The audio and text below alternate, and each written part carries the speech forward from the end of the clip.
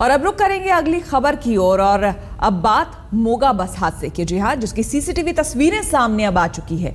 Orbit company की जिस बस से हादसा हुआ था उसी दिन की तस्वीरें सामने आई है। हादसे से कुछ वक्त पहले आरोपी ड्राइवर भी सीसीटीवी में देखा जा सकता है। यह तस्वीरें हादसे के कुछ घंटे पहले की है।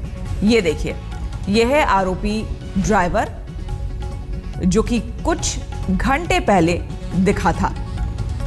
ऑर्बिट की बस जिसमें वो घटना घटी थी, मोगा बस हादसा आपको अगर याद हो, 13 साल की मासूम लड़की और उसकी मां इस बस में सवार हुई थी। हालांकि उस दिन लोग बहुत कम थे और छेड़छाड़ की घटना यहां पर हुई थी। बस के अंदर छेड़छाड़ की घटना हुई थी, जिसके बाद दोनों को धक्के देकर गिरा दिया गया था और बच्ची की मौत हो गई थी। सत्येंद्र चौहान हमारे संवाददाता हमारे साथ जुड़ गए हैं। हमारे संवाददाता सत्येंद्र चौहान हमारे साथ जुड़ गए हैं। सत्येंद्र, क्या कुछ जानकारी? सीसीटीवी फुटेज भी अब सामने आ गया है और आरोपी को लेकर अभी एक तरह से कह रहे हैं कि सस्पेंस अभी तक बना हुआ है। क्या कुछ जानकारी आपके पास? देखिए श्वेता, ये जो सीसीटीवी फुटेज है जो आपको टीवी की स्क्रीन पर दिखाई दे रही है, एक तो ये सिलसिलेवार पूरे इस मामले की पुष्टि करती है और दूसरा मैं यहाँ पर थोड़ा सा अपडेट करना चाहूंगा। ये जो वारदात हुई है उससे सिर्फ चंद मिनट पहले की सीसीटीवी फुटेज है। 3:57 पर ये फुटेज रिकॉर्ड हुई है टोल प्लाजा पर, और ये वही टोल प्लाजा है और ये वही बस है जिसका इस पूरे मामले से जो है कहानी जुड़ी हुई है। इस बस के अंदर एक शख्स आपको दौड़कर चढ़ता हुआ दिखाई दे रहा है। ये वही शख्स है जो ड्राइवर और कंडक्टर का सहयोगी है और ये इसी ने जो है छेड़छाड़ की शुरुआत की थी। हालांकि अब इस शख्स को गिरफ्तार कर लिया गया है, बस के ड्राइवर और कंडक्टर को भी गिरफ्तार किया जा चुका है।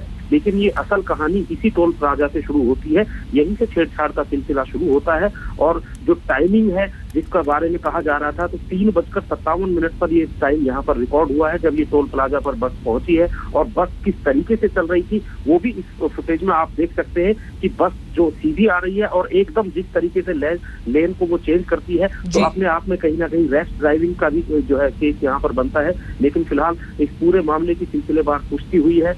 इसी टोल प्लाजा से ये छेड़खानी की जो है वारदात शुरू हुई थी और थोड़ा आगे जाकर जो है इस लड़की को जो है 4:15 बजे के करीब इस बस से फेंक दिया गया था और उसके आगे जाकर इसकी माँ और जो इसका भाई था उनको भी धक्का दे दिया गया था। तो जो जिस तरह की कहानी बताई जा रही थी और जिस तरह के आरोप इस पूरे मामले में लग रहे थे, उन आरोपों की और इस कहानी की इस सीसीटीवी फुटेज में पुष्टि होती हुई दिखाई दे रही है। बिल्कुल सत्येंद्र, यहाँ एक चीज आपसे हम क्लियर करना चाहेंगे क्योंकि खबरें ये है कि जो पीड़ित परिवार है, परिजनों का ये कहना है कि पुलिस ने जिसे गिरफ्तार किया है, जिस शख्स को, वो गलत शख्स है। किसके बारे में यहाँ पर बातचीत हो रही है?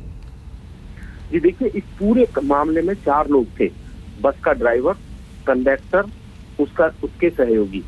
और जो है पीड़ित परिवार का ये कहना है कि इनमें 2 लोगों को वो जानते नहीं है, वो पहचानते हैं कि वो कौन लोग हैं।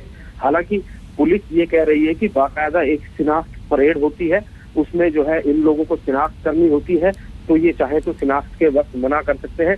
लेकिन अभी तक जो है परिवार की तरफ से आरोप ये लगाए जा रहे हैं कि इसमें किसी में 1-2 लोगों को बचाया जा रहा है।